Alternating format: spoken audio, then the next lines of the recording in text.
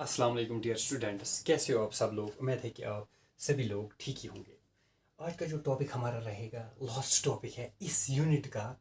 जो हम पढ़ रहे हैं, कौन सा यूनिट पढ़ रहे हैं? Work energy and power. तो आज आप लोगों का यूनिट, ये जो यूनिट है वो कंप्लीट हो जाएगा। ठीक है, लास्ट एक एप्लीकेशन रह गई थी किसकी? कंजर्वेशन ऑफ एनर्जी की, law of conservation of energy. तो वो ऑलरेडी हमने डिस्कस किया है। जिसने अभी तक नहीं देखा है वो जाके देख सकता है। ठीक है, तो law of conservation of energy क्या कह रहा था? Energy can neither be created nor destroyed but it can be transferred from one body to another body. ठीक है, तो वो आप लोगों ने अच्छी तरह भी समझ लिया कि मतलब कैसे एनर्जी एक बॉडी से दूसरी बॉडी में ट्रांसफ़र हो जाती है, तो ओवरऑल वो कांस्टेंट रह जाती है। ठीक है, तो यही मेन मकसद था किसका? Law of conservation of energy. अब थोड़ा कुछ हमने एक एप्लीकेशन भी पढ़ी थी वहाँ पे, जैसे conservation of energy during the free fall of a body, वो भी हमने पढ़ा। नाउ आज हम डिस्कस करेंगे conservation of energy in A sample pendulum.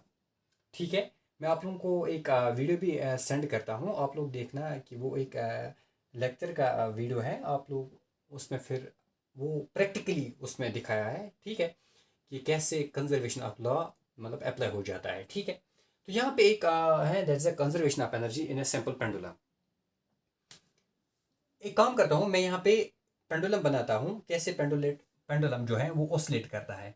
मतलब फॉर एग्जांपल यहाँ पे एक ये रिजिड सपोर्ट है, ऐसे आप समझो रिजिड बॉडी है, रिजिड बॉडी। ठीक है, तो यहाँ से क्या होगा? यहाँ से मैं एक थ्रेड लेता हूँ। ठीक है, a simple pendulum consist of A small metal ball. Small metal ball, आप ये समझिए मेटल बॉल है, small metal ball, small metal ball. इसको हम बोलते हैं बॉब। क्या बोलते हैं? Bob, called Bob. इसको क्या बोलेंगे? इसका नाम बॉब होता है।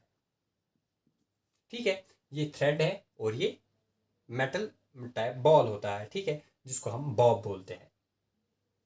तो सस्पेंड होता है यहाँ पे। ठीक है, अब एक काम करते हैं, ये जो पेंडुलम है इसको मैं यहाँ पे लाऊंगा लाऊंगा ऐसे आप समझो। मैं इसको थोड़ा डॉटेड लाइन में दिखाऊंगा सो दैट आप लोगों को ज़्यादा क्लियर हो जाएगा। मान लो फॉर एग्जांपल ये यहाँ पे है, लाया मैं इस बॉब को, मैंने यहाँ पे लाया। तो ऐसे आप समझो इस डायरेक्शन में यहाँ पे लाया मैंने इसको। अब आप देखोगे अगर मैं इसको छोड़ूंगा वहाँ यहाँ से तो ये यहाँ पे आ जाएगा। ठीक है, तो यहाँ से मैं इसको डॉट लाइन में दिखाऊंगा। डॉट लाइन में क्यों दिखा रहा हूँ? ये मीन्स थ्रेड, क्योंकि थ्रेड फिर यहाँ पे आ जाएगा। चलो अब मैं यहाँ पे दिखाता हूँ। ठीक है, क्या है ये? बॉब। तो यहाँ पे आ गया। मान लो फॉर एग्जांपल ये ग्राउंड है, ये ग्राउंड है, ये ग्राउंड है। ठीक है, ये इसकी सेंटर पोजीशन है, ये इसकी सेंटर पोजीशन है। ऐसे मैं दिखाता हूँ। अब क्या है? अब देखो यहाँ पे सैंपल पेंडुलम देखा होगा, बहुत सारे मैक्सिमम आप लोगों ने देखा होगा कि सैंपल पेंडुलम कैसे होता है जब वो ऑसिलेट करता है। ठीक है, अब देखो वो कैसे ऑसिलेट करेगा। मान लो फॉर एग्जांपल अभी ये मेन पोजीशन पे है। ठीक है, अब एक काम करते हैं, इसको मैं इस पोजीशन पे लाऊंगा। जब मैंने इसको इस पोजीशन पे लाया, ठीक है, इस पोजीशन पे लाया तो बॉडी जो यहाँ पे पूछी, ये जो मेटल बॉब है यहाँ पे पूछी, तो यहाँ पे कौन सी एनर्जी होगी इसकी? यहाँ पे कौन सी एनर्जी होगी इसकी? यहाँ पे ऑब्वियसली ये तो रेस्ट में आ जाएगा, तो यहाँ पे इसकी पोटेंशियल एनर्जी होगी। कौन सी एनर्जी होगी? Potential energy. अब वो तो पोटेंशियल एनर्जी क्या होती है? ड्यू टू किसकी वजह से आ जाती है? ड्यू टू पोजीशन की वजह से।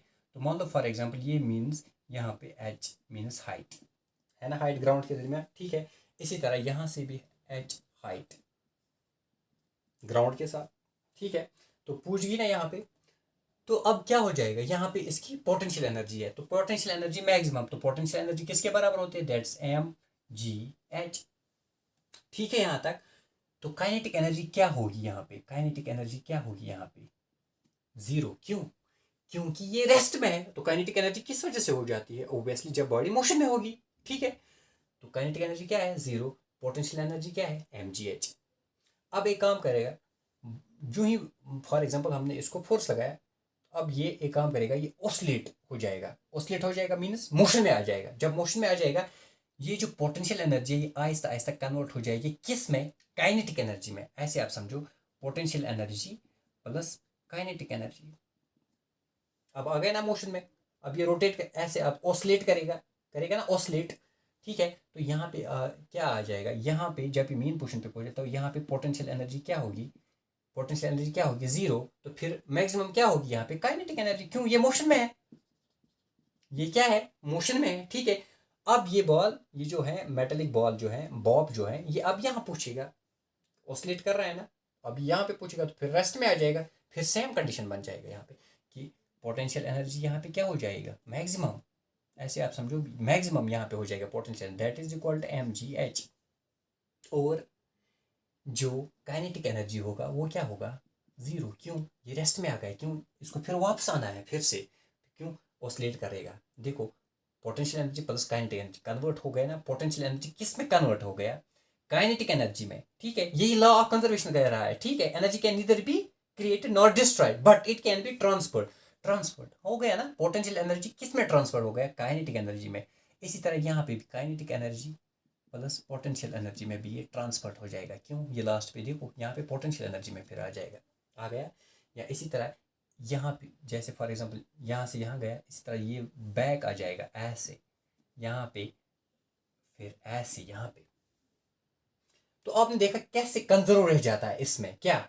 When A swinging or oscillating sample pendulum, its energy is continuously transferred or converted from potential energy to kinetic energy। ये आप लोगों ने देखा है कि ये जो ये एग्जाम्पल था किसका? कंजर्वेशन ऑफ एनर्जी का। ठीक है, अब क्यों था ये, इसका एप्लीकेशन क्यों है, या फॉर एग्जाम्पल इसकी एग्जाम्पल क्यों है ये?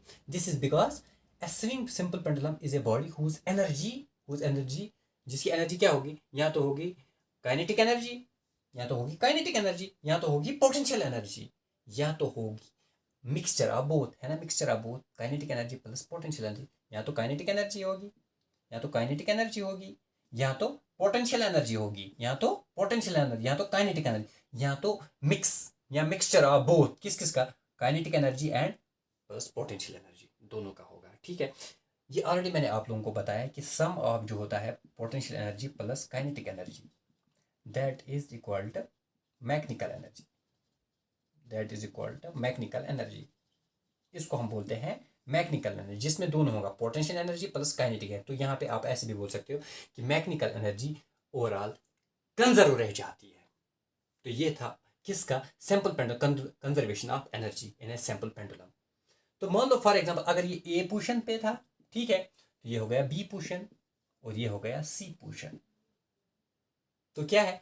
When a pendulum bob is at position B, it has only, क्या है इसके पास? ओनली पोटेंशियल एनर्जी है। काइनेटिक एनर्जी क्या है? जीरो है। Now when bob starts moving down, down move हो जाएगा ना, यहां से देखो, मतलब ये मोशन में आ जाएगा। ठीक है, फ्रॉम पोजीशन बी टू ए, इसको मीन पोजीशन पे पहले आना है ना। ठीक है, position A, it is potential energy goes on decreasing, obviously हो जाएगा ना पोटेंशियल एनर्जी डिक्रीज। क्यों?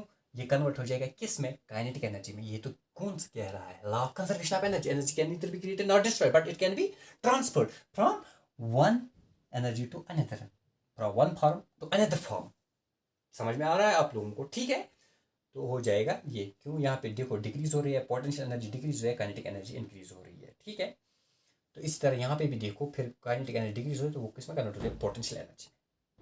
And as you see, as the bob goes from position A towards C, its kinetic energy goes on decreasing but its potential goes on increasing। ठीक है, और reaching the extreme position at C, the bob stops for a very small time, so as the position C the bob only has potential energy, no kinetic energy।